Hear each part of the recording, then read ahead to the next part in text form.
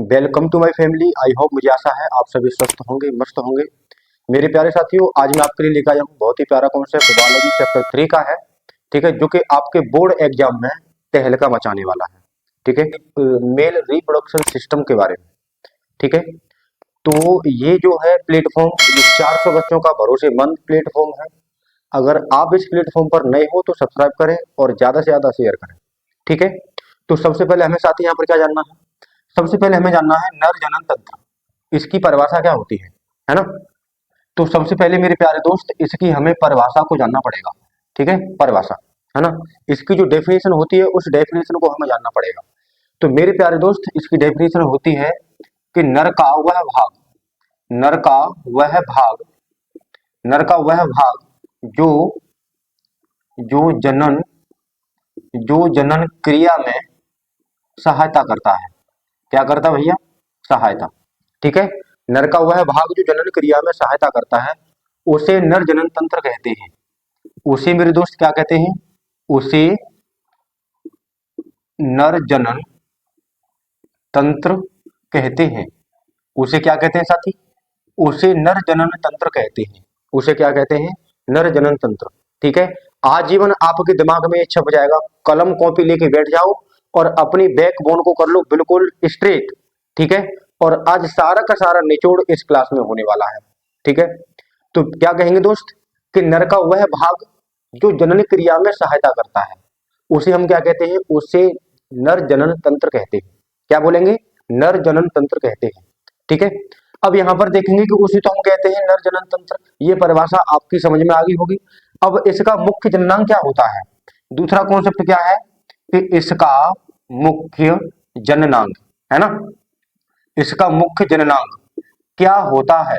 क्या होता है? ठीक है, तो मेरे प्यारे दोस्त, यहां पर समझना है कि इसका जो मुख्य जननांग होता है वो जननांग क्या होता है। तो मेरे प्यारे दोस्त, इसका मुख्य जननांग होता है वृषण। क्या होता है? वृषण।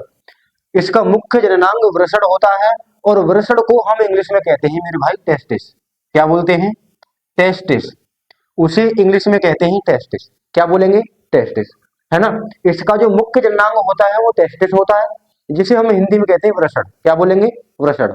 और इसी टेस्टिस के अंदर मेरे दोस्त, इसी टेस्टिस के अंदर यानी 250 से 300, 250 से 300 आपकी पाई जाती है टेस्टिकुलर, टेस्टिकुलर, टेस्टिकुलर, क्या बोलेंगे? Testicular lobules. क्या पाई जाती है भाई? टेस्टिकुलर लोब्यूज इसी के अंदर पाई जाती है। कितनी होती है मेरे दोस्त? वो होती है 250 से 300। कितनी होती है? 250 से 300। ये टेस्टिस के अंदर ही पाई जाती है। ठीक है, टेस्टिस के अंदर पाई जाती है टेस्टिकुलर लोब्यूज। ये कितनी होती है मेरे दोस्त? ये 250 से 300 होती है।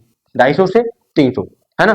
और इसी के अंदर, और इसी टेस्टिकुलर के अंदर, इसी टेस्टिकुलर के अंदर पाई जाती है मेरे दोस्त, पाई जाती है मेरे दोस्त, क्या पाई जाती है? सेमिनिफेरस। क्या पाई जाती है? सेमिनिफेरस। इसी टेस्टिकुलर के अंदर पाई जाती है सेमिनिफेरस। इसे कहते हैं सेमिनिफेरस ट्यूब्यूज। क्या बोलेंगे? सेमिनिफेरस ट्यूब्यूज, है ना? इसे क्या कहते हैं? इसे कहते हैं सेमिनिफेरस ट्यूब्यूज। ये टेस्टिकुलर के अंदर पाई जाती है और सेमिनिफेरस ट्यूब्यूज जो होती है मेरे दोस्त, ये 3 होती है। कितनी होती है? 3। अगर कोई भी आपसे पूछे कि सेमिनिफेरस ट्यूब्यूज कितनी होती है, तो मेरे दोस्त ये 3 होती है। कहां पर पाई जाती है? ये टेस्टिकुलर लोब्यूज के अंतर्गत पाई जाती है। ठीक है, कितनी होती है? 3 होती है। तो सबसे पहले हम फर्स्ट नंबर की जानने का प्रयास करेंगे। ठीक है, जो फर्स्ट नंबर की होती है मेरे दोस्त, कौन सी होती है? 1 नंबर की आपकी होती है, इसे हम कहते हैं स्पर्मेटोगोनिया। इसे क्या बोलेंगे? इसे हम कहते हैं स्पर्मेटोगोनिया। क्या बोलेंगे? स्पर्मेटोगोनिया सेल, है ना? इसे हम कहते हैं स्पर्मेटोगोनिया सेल। और यहाँ पर दूसरे नंबर की जो आपकी होती है उसे हम कहते हैं सर्टोली। क्या बोलेंगे साथी? सर्टोली। उसे हम कहते हैं सर्टोली सेल। उसे क्या बोलते हैं? Sertoli cell. और जो हमारे तीसरे नंबर की होती है, अगर आपको ये क्लास पसंद आ रही है ना, तो मेरे प्यारे साथी कमेंट करते रहो, भर भर के कमेंट करते रहो। ठीक है, कमेंट करेंगे तो मुझे अंदर से जुनून उत्पन्न होगा, चिंगारी आएगी और बड़े ही जोर शोर के साथ बायोलॉजी का ये कॉन्सेप्ट आपके ब्रेन में बिल्कुल अटैच कर दूंगा। ठीक है, तो क्या कहा? सबसे पहले नंबर की आपको होती है स्पर्मेटोगोनिया सेल और दूसरी जो आपकी होती है वो होती है सर्टोली सेल। जो तीसरे नंबर की होती है मेरे दोस्त, वो कौन सी होती है? तीसरे नंबर की आपकी होती है वो होती है भाई लीडिंग। क्या होती है? Leydig cell. इसे कहते हैं लीडिंग सेल। क्या बोलेंगे मेरे भाई, मेरे दोस्त, मेरे प्यारे साथी, मेरी माता बहने, इसको क्या कहेंगे? Leydig cell. इसको हम बोलते हैं लीडिंग सेल। अब इसमें से जो सबसे इंपोर्टेंट होती है, इसमें से जो सबसे इंपोर्टेंट होती है वो क्या होती है? सबसे इंपोर्टेंट होती है आपकी स्पर्मेटोगोनिया सेल, है ना। ये सबसे इंपोर्टेंट होती है। अब ये सबसे इंपोर्टेंट क्यों होती है? क्योंकि मेरे दोस्त इसी के अंदर, इसी के अंदर, इसी के अंदर भाई क्या होता है? इसी के अंदर मेरे दोस्त क्या होता है? इसी के अंदर स्पर्म, इसी के अंदर स्पर्म, स्पर्म, है ना, यानी शुक्राणुओं का निर्माण होता है। शुक्राणुओं का निर्माण होता है, शुक्राणुओं का निर्माण होता है ना, यानी शुक्राणुओं का निर्माण होता है। ठीक है। अगर कोई भी आपसे पूछे, और ये क्वेश्चन आपके बोर्ड एग्जाम में आ सकता है कि शुक्राणुओं का निर्माण टेस्टिस के किस में होता है, तो आपको मेरे भाई यहां पर बताना है कि टेस्टिस के अंदर होती है टेस्टिकुलर लोब्यूज, कितनी होती है? 250 से 300। उसी के अंदर होती है सेमनीफेरस ट्यूब्यूज, है ना। ये तीन होती है। पहली होती है आपकी स्पर्मेटोगोनिया सेल, दूसरी होती है आपकी सर्टोली सेल, और तीसरी आपकी होती है लीडिंग सेल, है ना। तो सर्टोली सेल के, सॉरी, स्पर्मेटोगोनिया सेल के अंदर जो आपका स्पर्म होता है जिसे हम कहते हैं शुक्राणु, क्या बोलेंगे? शुक्राणु। तो यहाँ पर शुक्राणुओं का निर्माण होता है। कहां पर होता है शुक्राणुओं का निर्माण? मेरे भाई होता है स्पर्मेटोगोनिया सेल के अंतर्गत, है ना। यानी स्पर्मेटोगोनिया सेल के अंदर ही स्पर्म का निर्माण होता है। ठीक है। अगर आपकी समझ में आया तो मेरे प्यारे दोस्त इसको एक बार डिटेल में पढ़ते। कहां पढ़ेंगे? डिटेल में। तो यहां पर जब डिटेल में पढ़ेंगे तो इस तरीके से हमारा ये हो गया वृषण। क्या हो गया? वृषण। और इसके अंदर इस तरीके से संरचना होती है। ठीक है। ये हमारा वृषण हो गया, इस तरीके से इसकी संरचना हो गई। और हमेशा ध्यान रखना मेरे दोस्त, जो वृषण होते हैं ना वो पेयर में होते हैं भाई। किसमें होते हैं? पेयर में होते हैं, पेयर में होते हैं। जो वृषण होते हैं पेयर में होते हैं। किसमें होते हैं? पेयर में। और इसी के अंदर होता है sperm, sperm formation, sperm formation. इसी के अंदर मेरे दोस्त होता है स्पर्म फॉर्मेशन। और कैसे होता है स्पर्म फॉर्मेशन? यानी ये मेरे भाई 2 से 3 सेल्सियम डिग्री लेस टेम्परेचर में होता है भैया। कैसे होता है भैया? लेस टेम्परेचर में होता है ना। यानी 2 से 3 डिग्री सेल्सियम आपके अंदर, 2 से 3 सेल्सियम डिग्री लेस टेम्परेचर होगा, तभी वहां पर स्पर्म का फॉर्मेशन हो पाएगा। अगर इतना टेम्परेचर तुम्हारे अंदर नहीं है या इससे टेम्परेचर ज्यादा है तो आपके अंदर स्पर्म का फॉर्मेशन नहीं हो पाएगा। ठीक है। अब दूसरी बात यहां पर देखेंगे कि देखो जो इसकी संरचना होती है, क्या होती है? संरचना। इसकी जो संरचना होती है उसे क्या कहते हैं? उसे मेरे दोस्त क्या बोलते हैं? उसे बोलते हैं स्पाउज लाइक स्ट्रक्चर। उसे क्या कहते हैं? Spouse like structure. यानी थैली के समान संरचना होती है। किसके समान होती है भैया? थैली के समान।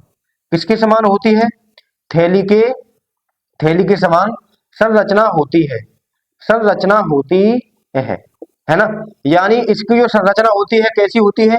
थैली के अंदर होती है ना। जैसे हम लोग मार्केट में जाते हैं, है ना, तो मार्केट में हम क्या करते हैं? हम एग ले जाते हैं ना, एग। तो एग को जब हम पॉलीथीन के अंदर डाल देते हैं, है ना, तो नीचे क्या दिखता है भैया? नीचे अंडा दिखता है ना। तो ऐसे ही इसका भी सिस्टम यही होता है ना। तो इसकी जो संरचना होती है वो थैली के समान होती है। कैसी होती है? थैली के समान। अब यहाँ पर हमें एक एक पॉइंट बिल्कुल बारीकी से समझना है। ठीक है। अब यहाँ पर हम देखेंगे जो ये वाली जो लेयर होती है सबसे पहली वाली, इस लेयर को हम क्या कहते हैं भैया? इस लेयर को हम क्या कहते हैं? इस लेयर को हम कहते हैं, क्या बोलते हैं भैया? स्क्रूटम। क्या बोलेंगे? स्क्रूटम। इस लेयर को हम कहते हैं स्क्रूटम। क्या बोलते हैं साथी? स्क्रूटम, है ना। और ये जो होता है इसके अंदर इस तरीके से कुछ होती है संरचना आपकी, इस तरीके से होती है। इस संरचना को हम कहते हैं टेस्टिकुलर।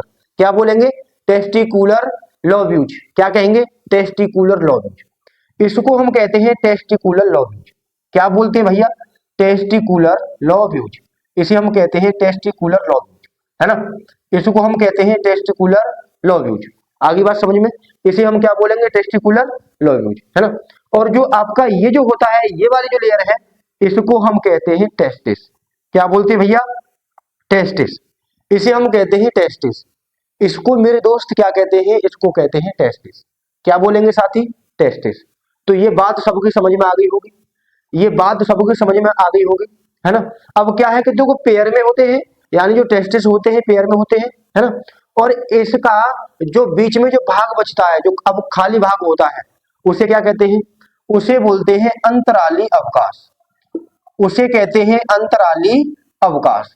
जो बीच में खाली भाग बचता है उसे कहते हैं अंतराली अवकाश, यानी उसे इंग्लिश में बोलते हैं, उसे इंग्लिश में कहते हैं इंटरस्टिशियल, इंटरस्टिशियल, है ना, इंटरस्टिशियल स्पेस।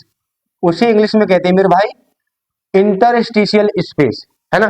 तो ये संरचना आपकी समझ में आ गई होगी, है ना। इसको क्या कहते हैं, ये वाली जो संरचना होती है इसे कहते हैं टेस्टिकुलर लोब्यूल, है ना। और ये पेयर में होते हैं।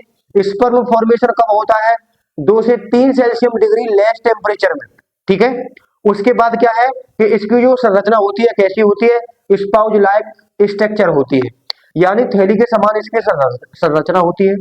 ये वाला जो भाग होता है इसे टेस्टिस कहते हैं, और इस वाले भाग को क्या बोलते हैं भैया, इस वाले भाग को हम कहते हैं टेस्टिकुलर। क्या बोलते हैं, टेस्टिकुलर, है ना। और इसी टेस्टिकुलर में क्या पाया जाता है भैया, इसी टेस्टिकुलर में पाया जाता है जिसे हम क्या बोलते हैं, उसे हम कहते हैं स्पर्मेटोगोनिया। उसे क्या बोलेंगे, स्पर्मेटोगोनिया सेल, है ना, स्पर्मेटोगोनिया सेल। क्या बोलेंगे, स्पर्मेटोगोनिया सेल, है ना। ये किसके अंदर पाया जाता है, ये मेरे प्यारे दोस्त ये सेमनीफेरस के अंदर पाया जाता है। किसके अंदर, सेमनीफेरस, ये सेमनीफेरस के अंदर पाया जाता है, ये सेमनीफेरस के अंदर पाया जाता है। और सेमनीफेरस कहां पर पाया जाता है, सेमनीफेरस मेरे दोस्त मेरे प्यारे साथी टेस्टिकुलर लोब्यूल के अंदर पाया जाता है, ठीक है। तो इस तरीके से ये हमारा मेल रिप्रोडक्शन सिस्टम होता है, ठीक है। आई होप, मुझे आशा है कि ये कॉन्सेप्ट आपकी समझ में आ गया होगा। मेरे प्यारे से लाड लो, मेरी प्यारी प्यारी माता बहनों, आप लोग कमेंट करके जाना, ठीक है। अगर आप इस प्लेटफॉर्म पर नए हो तो सब्सक्राइब करके जाना और इस वीडियो को शेयर कर दो, ताकि भारत का प्रत्येक बच्चा और इस वीडियो के माध्यम से बोर्ड एग्जाम में तहलका मचा सके, ठीक है। तब तक के लिए मिलते हैं नेक्स्ट वीडियो में। जय हिंद, जय भारत।